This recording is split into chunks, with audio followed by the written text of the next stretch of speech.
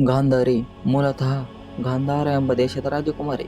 ಗಾಂಧಾರ ಪ್ರಸ್ತುತ ಆಫ್ಘಾನಿಸ್ತಾನವಾಗಿದೆ. ಗಾಂಧಾರಿಯ ತಂದೆ ಸುಬಲ, ಇವನು ಗಾಂಧಾರ ದೇಶದ ರಾಜ. ಮಹಾಭಾರತದ ಖಳನಾಯಕ ಹಾಗೂ ಸಂಚು ಮಾಡುತ್ತಾ ಕೌರವರೊಂದಿಗೆ ಇದ್ದು ಕೌರವರ ಮೂಲಕ ಪಾಂಡವರ ಒಳಿತನ್ನು ಬಯಸಿದ ಒಬ್ಬನೇ ಒಬ್ಬ ನಾಯಕ, ಅವನೇ ಶಕುನಿ. ಶಕುನಿ ಸುಬಲನ ಮಗನಾಗಿದ್ದು ಗಾಂಧಾರಿಯ ಅಣ್ಣನಾಗಿದ್ದಾನೆ. ಇತ್ತ ಹಸ್ತಿನಾವತಿಯಲ್ಲಿ ಭೀಷ್ಮನು ಧೃತರಾಷ್ಟ್ರನಿಗೆ ಮದುವೆ ಮಾಡಲು ನಿಶ್ಚಯಿಸುತ್ತಾನೆ. ಸುಬಲ ರಾಜನ ಮಾತ್ರ ಹೋಗಿ ಅವರ ಮಗಳನ್ನು ಧೃತರಾಷ್ಟ್ರನಿಗೆ ಕೊಟ್ಟು ವಿವಾಹ ಮಾಡಿಕೊಡಿ ಅಂದಾಗ ಸುಬಲ ಬಹಳ ಸಂತೋಷದಿಂದ ಭೀಷ್ಮರನ್ನು ಆಹ್ವಾನಿಸಿ ಉಪಚರಿಸುತ್ತಾರೆ. ಅವರ ಸಂಬಂಧ ಬೆಳೆಸಲು ಇಚ್ಛಿಸಿ ತನ್ನ ಮಗಳನ್ನು ಕೊಡುವುದಾಗಿ ತಿಳಿಸಿದ. ಗಾಂಧಾರಿ ತಂದೆಯ ಮಾತಿಗೆ ಮರು ಮಾತನಾಡದೆ ತಂದೆ ನೋಡಿದಂತಹ ಅದೃಷ್ಟವರನನ್ನು ವಿವಾಹವಾಗಲು ಮುಂದಾದಳು. ಇದಲ್ಲವೇ ಪಿತೃವಾತ್ಸಲ್ಯವೆಂದರೆ. ತಂದೆ ಕೊಟ್ಟ ಮಾತನ್ನು ಮುರಿಯಬಾರದು ಎಂದು ಆಕೆ ಅಂದು ಧೃತರಾಷ್ಟ್ರನೊಂದಿಗೆ ವಿವಾಹವಾಗಲು ಮುಂದಾದಳು.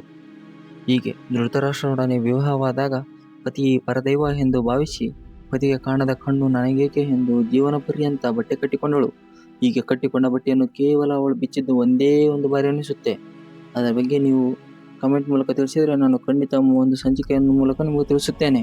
ಅವಳು ತನ್ನ ಗಂಡನೊಂದಿಗೆ ಆನಂದದಿಂದ ಕಾಲ ಕಳೆಯುತ್ತಿರಬೇಕಾದರೆ ಕಾಡಿನಲ್ಲಿ ಕುಂತಿ ಮಾದ್ರಿಗೆ ಮಕ್ಕಳಾದ ವಿಷಯ ಬಂದು ತಲುಪಿತು.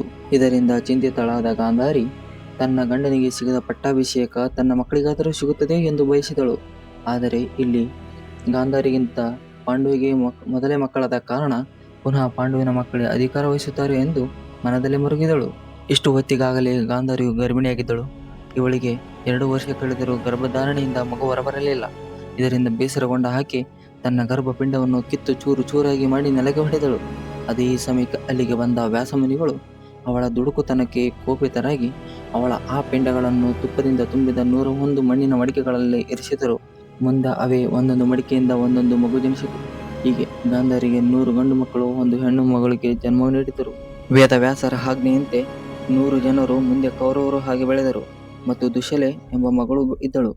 101 ಜನರಲ್ಲಿ ದುರ್ಯೋಧನನು ಅಗ್ರಜನಾಗಿದ್ದನು. ಕಣ್ಣಿಗೆ ಬಟ್ಟೆ ಕಟ್ಟಿಕೊಂಡ ಗಾಂಧಾರಿ ತನ್ನ 101 ಮಕ್ಕಳನ್ನು ತನ್ನ ದಾಸಿಯರ ಮೂಲಕ ಅವರನ್ನು ಪ್ರೀತಿಯಿಂದ ಬೆಳೆಸಿದಳು.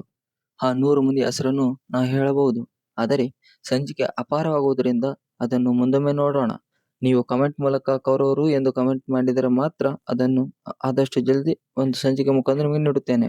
ನಾವು ಮುಂದಿನ ಸಂಚಿಕೆಯಲ್ಲಿ ಕಾಡುವಾಸದಲ್ಲಿರುವ ಪಾಂಡವರು ಅರಮನೆಯನ್ನು ತಲುಪಿರುವುದಾದರೂ ಹೇಗೆ, ಕೌರವರೊಂದಿಗೆ ಅವರು ಬೆರೆತಿದ್ದಾದರೂ ಹೇಗೆ ಎಂಬ ಸಂದರ್ಭವನ್ನು ನೋಡೋಣ. ಅಲ್ಲಿಯವರೆಗೆ ತಮಗೆಲ್ಲ ಅಭಿನಂದನೆಯನ್ನು ತಿಳಿಸುತ್ತಾ ಇವತ್ತಿನ ಈ ಒಂದು ಸಂಚಿಕೆಗೆ ಮುಕ್ತಾಯ ಹೇಳ್ತಾ ಇದ್ದೀನಿ.